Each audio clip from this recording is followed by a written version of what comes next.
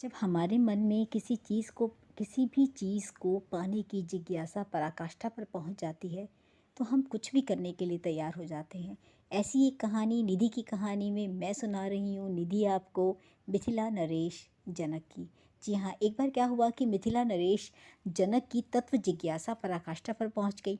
उन्होंने यह घोषणा कराई कि मुझे जो तत्व ज्ञान करा देगा, लेकिन वो भी एक शर्त पर।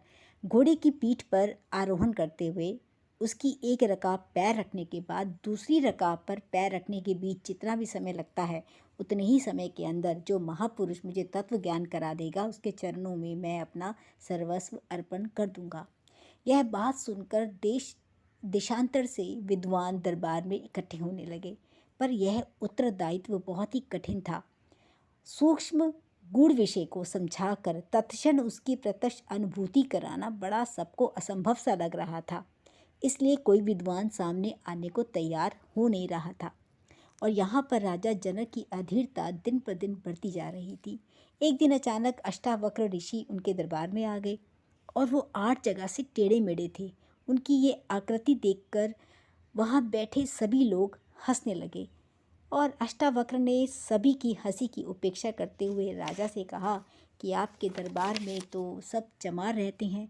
मैं तो ये सोचकर आया था कि बहुत विद्वान हैं, आचार्य हैं, उनका समुदाय है, उनसे मिलूँगा, कुछ ज्ञान की बात होगी, पर यहाँ तो सब चमार बैठे हैं। यह सुन के सबके मुँह लज्जा से झुक गए। राजा जनक ने बड़े विनम्र भाव से प्रश्न किया कि हे ऋषि श्रेष्ठ, आपने सब महानुभावों को चमार किस अभिप्राय से कहा? अष्टावक्र जी ने कहा कि जिनकी दृष्टि केवल हड्डी, मांस और चमड़े को ही देखती पहचानती है, वे चमार नहीं तो और क्या है। राजा और उनके सभी सभासदों को यह समझने में देर न लगी कि ऋषि अलौकिक प्रतिभा से युक्त असाधारण विद्वान है। फिर पूर्व निश्चित कार्यक्रम के अनुसार घोड़े की एक रकाब पर पैर रखकर दूसरी रकाब पर पैर रखने के पहले ही तत्व ज्ञान करा देने का प्रसंग उपस्थित हुआ तो अष्टावक्र जी ने हंसकर कहा कि राजन, इतना समय तो बहुत है, मैं क्षण मात्र में तुम्हें तत्व ज्ञान करा सकता हूँ, लेकिन पहले यह तो बता कि इतने दुर्लभ मूल्यवान ब्रह्म विद्या को प्राप्त करने की गुरु दक्षिणा मुझे क्या मिलेगी? राजा ने बड़े सहज भाव से कहा, राज्य कोष में जितना धन है वो सब मैं आपको दे दूंगा। अष्टावक्र जी फिर हंसे, यह सब राज्य कोष दोगे मुझे? ये तो प्रजा की धरोहर है, किस अधिकार से तुम मुझे दे सकते हो? अब ये राजा जनक फिर हैरान हुए, बोले, तो मैं अपना राज्य आपको देता हूँ। अष्टावक्र फिर हंसे, राज्य आप मुझे किस अधिकार से दे सकते हैं? ये तो आपकी प्रजा का है, उन्होंने ही आपको राजा के पद पर बिठाया है, इस पे भी आपका अधिकार नहीं है। तो राजा जनक ने कहा कि मैं अपना शरीर आपको देता हूँ। अष्टावक्र ने कहा, नहीं राजा जनक, ये शरीर भी आपका नहीं है, इस पे आपके परिवार का, आपकी प्रजा का अधिकार है, आप मुझसे बिना पूछे नहीं दे सकते। तो फिर मैं क्या दे सकता हूँ?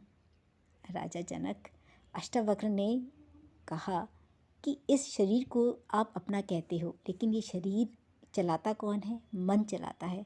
अगर आप मुझे अपना मन दे सकते हो तो बस समझ लीजिए आपने मुझे अपना सब कुछ दे दिया। राजा ने उसी क्षण संकल्प किया, अपना मन अष्टावक्र को समर्पित कर दिया। इस गुरु दक्षिणा को पाकर ऋषि प्रसन्न हुए।